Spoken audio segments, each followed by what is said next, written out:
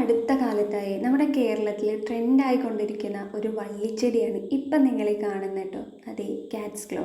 ഇതിപ്പോൾ എൻ്റെ വീട്ടിൽ ഞാൻ നട്ട് പടർത്തിയിട്ടുള്ള ചെടിയാണ് നിങ്ങൾ കാണുന്നത് കേട്ടോ.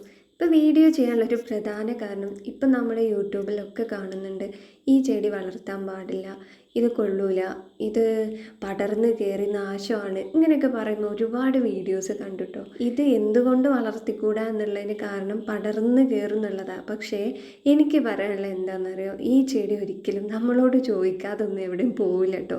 അതായത് പെട്ടെന്നൊരു സുപ്രഭാതത്തിൽ അങ്ങ് പടർന്ന് കയറി പന്തലിച്ച് നിൽക്കൊന്നുമില്ല. പിന്നെ അതുമല്ല, ഇനിയിപ്പോൾ അങ്ങനെ പന്തലിക്കുകയാണെങ്കിലും ഇതിൻ്റെ ചുവട് മണ്ണിൽ തന്നെയല്ലേ ഉള്ളത്, വേണ്ടെങ്കിൽ നമുക്ക് വെട്ടിക്കളയാലോ. പിന്നെ പാമ്പ് വരുന്നുള്ളൊരു ടെൻഷനേ വേണ്ട. ഈ വള്ളിൻ്റെ ഒരു പ്രത്യേകത വെച്ചിട്ട് ഇതിൽ പാമ്പ് വരില്ല. അതായത് ഈ ഒരു കാരണം കൊണ്ട് ഒരിക്കലും ഈ ചെടി നടാതിരിക്കണ്ട കേട്ടോ.